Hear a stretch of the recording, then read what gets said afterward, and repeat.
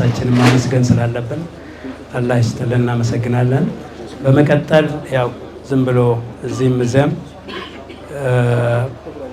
አግባብ ያልሆኑ አንዳንድ ድምጾች ይሰማሉና ዲንም የማያውቁ ሸሪዓውን የማያውቁ ስነ ምግባር የሌላቸው መድረክ ተገኘ ብለው የተለያዩ ነገሮችን የሚያወሩ ሰዎች ስላሉና ህብረተሰቡም እንዲሁ የተናጋ ነገር ስለሆነ በዛ ጉዳይ ላይ አስተያየት መስጠት ያስፈልጋል። እኔ አጭር አስተያየት ሰጥና እዚህ ግን ትልልቅ አጅላ ዑለሞች አሉ፣ ፍቅሁንም ሸሪዓውንም ሁሉንም ነገር የሚያውቁ እነሱ አስተያየት ይሰጣሉ። ያው አንዱ ነገር ምንድነው ሙፍቲ በድርጊቱ ኢልሃም ነው ማለት ይቻላል። ወሲያ ብቻ አይደለም። አላህ ረጅም ጊዜ በፊት ያሳያቸው ነገር ይመስላል። ከ2013 ጀምሮ በንጹህ ገንዘባቸው የገዙት መሬት አለ።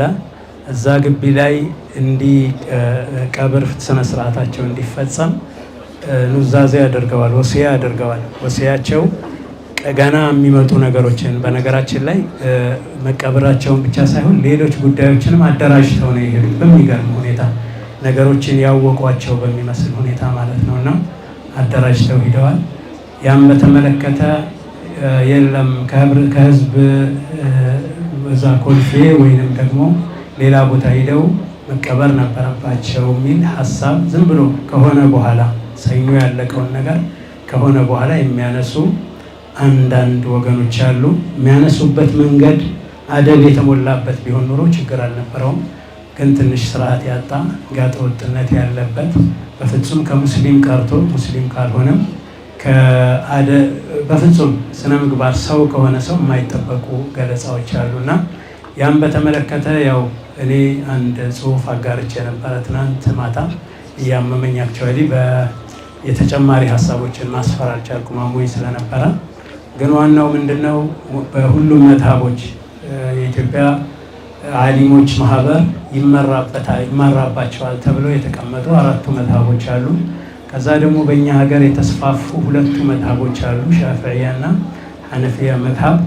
በሁለቱም መዝሀቦች ከህዝብ መካነ መቃብር ባሻገር በግል ደረጃ ንጹህ በሆነ መሬት ውስጥ መቀበር ችግር እንደሌለው ያው 2 የመዝሀብ ዑለሞችን ወይም ደግሞ ቴክስቶች ተጠቅሰው ተገልጿል። አንደኛ የኢማም ነወዊ ኪታብና ሁለተኛ ኑረል ኢዳህ የኛ የሐነፊ መዝሀብ ኑረል ኢዳህ ኪታብ ሸርሑ መራቂል ፈላህ እንደዚህ የተገለጸበት ሁኔታ አለ።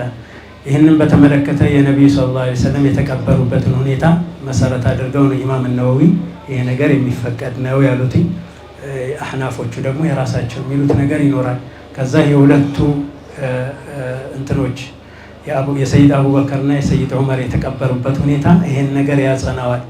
ሌላው ሷሃቦቹ እነዚህ ሁሉ የቀብር ስነ ስርዓቶች ሲፈጸሙ በይሁንታ ማሳለፋቸው ይሄ ነገር ከሸሪዓዊነትም በላይ መሆኑን ያሳያል። ከዛ በኋላ ያሉ ትልልቅ ዑለሞች በሐዲሱም በፍቅሁ የሚታወቁ እንደ ኢማም ነወዊ ያሉ፣ በተሰውፉ በተርቢያው የሚታወቁ እነ አብዱልቃድር ጀይላኒ ያሉ ሌሎችም ኢማሞች ዑለሞች በአጠቃላይ በታሪክ ውስጥ በሚያስተምሩበት ዛውያ ነው የተቀበሩት። ይሄ በመቶዎች የሚቆጠሩ ዑለሞችን መጥቀስ ይቻላልና ህጋዊነቱ ሸሪዓዊነቱ የታወቀ ነው። ከዚህ ውጭ የሚሰጡ አስተያየቶች ሸሪዓውን ካለማወቅ ከጀህል ወይንም ደግሞ ሌላ መክፍኤ ሌላ ዓላማ በማዘል የሚሰጡ አስተያየቶች ናቸው እንጂ ሸሪዓውን ከመቆርቆር የሚሰጡ አይደሉም። ሌላ ሰው አዞንም ጥሩ አይደለም።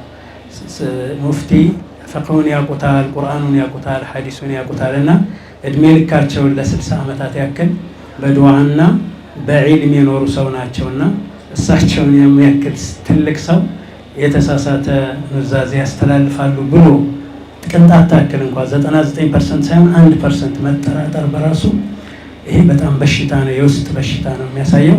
ሌላ ሙስሊሙን ኡማም በክፉ የመጠርጠር ሁኔታ አለ።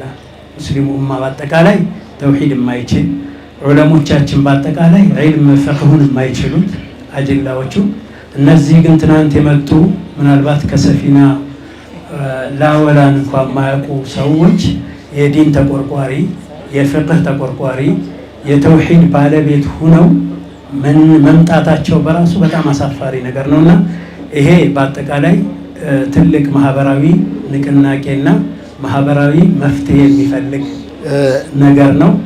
ይህንን ነገር መታሰብ አለበት።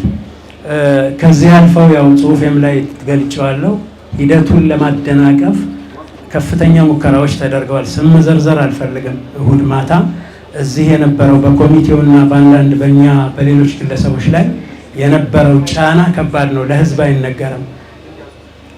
እስከ ሌሊቱ 6 ሰዓት ላይ ከፍተኛ ፍትጊያ ነበረ። ሰው አዝኖ ቤተሰብ አዝኖ ሀሳብ ገብቶት ሰው በሚያለቅስበት ሰዓት ከጀርባ መሰሪ ስራ ሰርቶ የመንግስት ባለስልጣናትን ሳይቀር በመጠቀም በማሳሳት የተሳሳተ ኢንፎርሜሽን በመስጠት ብዙ ሙከራ ተደርጓል። ብዙ ስልኮች ተደውለዋል። እዚህ ማታ እስከ ሌሊቱ 5-6 ሰዓት ኮሚቴው ቤተሰብና በዙሪያው የነበርንበትን ሁኔታ እናውቃለን። በየደቂቃው ስልክ ይደወል ነበር። ይሄን ነገር ቀይሩ፣ ምን አገባችሁ? መንግስት ሰዎች አይደላችሁ? መንግስት እኮ ህግ ያስከብራል እንጂ በሃይማኖታዊ ጉዳይ መግባት መብት የለውም። እና አሳስተዋቸው ነው የምለው እኔ። የተለያየ የተሳሳተ ኢንፎርሜሽን ሰጠዋቸውና ተልእኮ ፈጻሚ ሆነው በሚኒስትር ደረጃ በምክትል ሚኒስትር ደረጃ አሳፋሪ የሆነ እንቅስቃሴ ያደረጉ ወገኖች ነበሩ። መጨረሻ ላይ ግን ሌሊቱ 5-6 ሰዓት ላይ የኮሚቴው መግለጫ ከተሰጠ በኋላ ኑዛዜ ሃይማኖታዊ ጉዳይ መሆኑን ከተረዱ በኋላ በቃ እኛ ተረድተናል ብለው አቋማቸውን ያሳወቁበት ሁኔታ ነበር። የሚገርመው መንግስት እንደዛ አይነት አቋም ይዞ ጥበቃ አደርጋለሁ ከአሁን በኋላ ስርዓተ ቀብሩን በስነ ስርዓት አስኬዳለሁ ብሎ ከወሰነ በኋላ እንደገና ሌሊት 10 ሰዓት ወይ ምናምን ቤታቸውን ከሌሊቱ 8 ሰዓት ላይ ፓትሮል አሳስተው የመንግስት ኃይል አስልከው ዙሪያውን አስከብበውት ነበር። የሙፍቲን ቤት እንዳይቆፈር ለመከላከል እዛ ለመቆፈር የሞከሩ ሰዎችን እናስራቸዋለን እስከማለት ድረስ ከመዛት ደርሰው ነበር። ይሄ በግልጽ ነው። ወደፊት ማን በዚህ ወንጀል ላይ እንደተሳተፈ ማን ምን ሚና እንዳለው ማንም ያስፈራ ነገር የለውም። በዝርዝር ምንገልጽበት ሁኔታ ይሆናል። አግባብ አይደለም የተፈጸመው ነገር። ብዙ ጥረት ነው የተደረገው። ይሄን ለማፈን ተሞክሮ ነበር። አያስፈልግም። ትልቅ ሰው ነው የሞቱት። ኢትዮጵያ ውስጥ ታይቶ በማይታወቅ ሁኔታ አንድነትና ህብረት ያመጣ የቀብር ስነ ስርዓት ነው የተደረገው። እንደዛ ስለሆነ ይሄን ነገር ማውሳት አያስፈልግም ብሎ ታፍኖ ነበር። አሁን ደግሞ ትናንት ጁምዓ አካባቢ በየመስጊዱ ሌላ መናገር አልፈልግም እዚህ ላይ የተባለውን ነገር ነውር ነገር ከሰው ቀርቶ ከእንስሳ የማይጠበቁ መልእክቶች ሲተላለፉ ነበረ።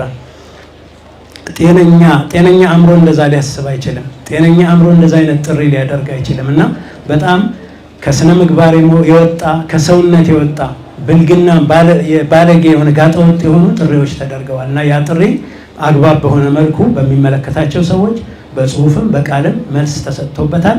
ግን አጠቃላይ ማህበረሰቡ መረዳት ያለበት ከጀርባ ሰው ሀዘን ላይ ሆኖ ሰው እያዘነ ሰው እያለቀሰ ከጀርባ ግን ሴራ ይሸረብ ነበረ።